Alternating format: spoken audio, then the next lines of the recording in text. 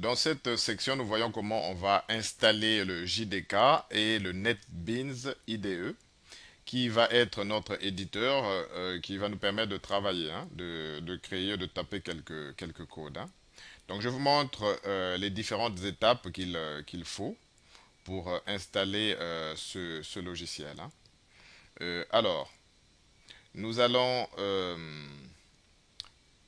voir ici, dans ce petit PDF, les différentes étapes.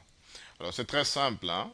Vous allez à cette adresse-là, http javasun comme java se downloads netbeans.html, et vous allez cliquer sur le bouton download, hein, du JDK 6 avec NetBeans IDE.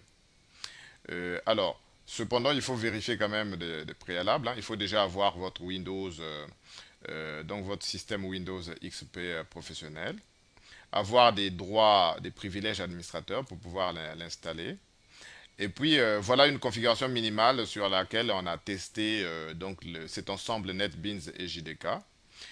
Donc 800 MHz pour le processeur, 512 de RAM au moins, et puis 750 mégas d'espace disque, donc de disque dur.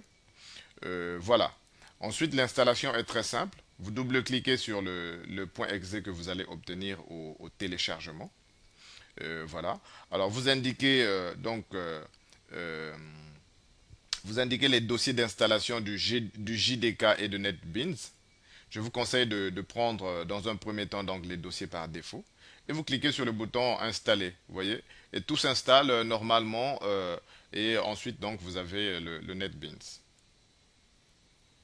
Si je tape l'URL en question, donc Java Sun, etc., j'arrive sur Sun Developer Network, SDN. Et puis, donc, j'ai JDK 6 avec NetBeans 6. Voilà, donc là, c'est toutes les possibilités que j'ai. Nous, on va se prendre le JDK 6 avec le NetBeans IDE 6.7.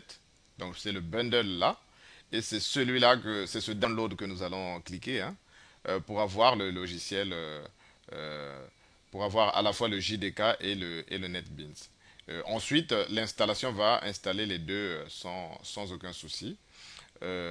Et bien entendu, si vous avez déjà un JDK par exemple un outil comme Eclipse, donc vous n'êtes pas obligé, hein, d'utiliser, de refaire cette manip, hein. À ce moment-là, vous utilisez Eclipse directement, hein, ou un autre logiciel, par exemple, hein, de création.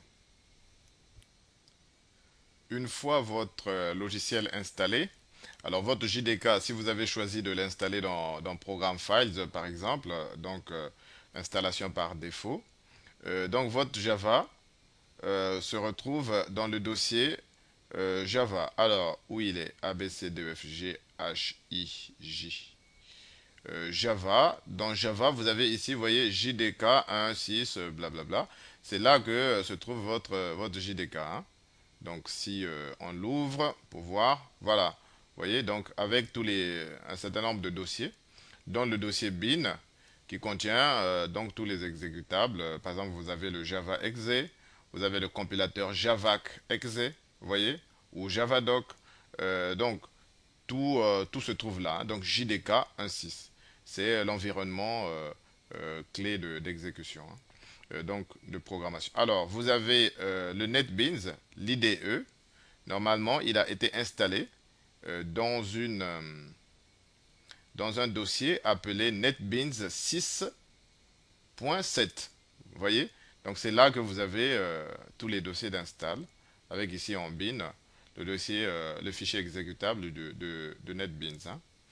Et si vous démarrez NetBeans qui a implanté comment dire, un raccourci sur votre bureau, si je vais sur mon bureau par exemple, alors sur mon bureau j'ai un raccourci de NetBeans quelque part, NetBeans qui a été implanté.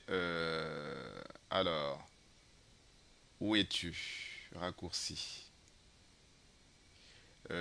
Alors, du coup, je le vois pas trop. Alors, NetBeans IDE, on va faire comme ça. Détail. Voilà. Et par nom. Alors, oui, les monettes, voilà, il est là, vous voyez.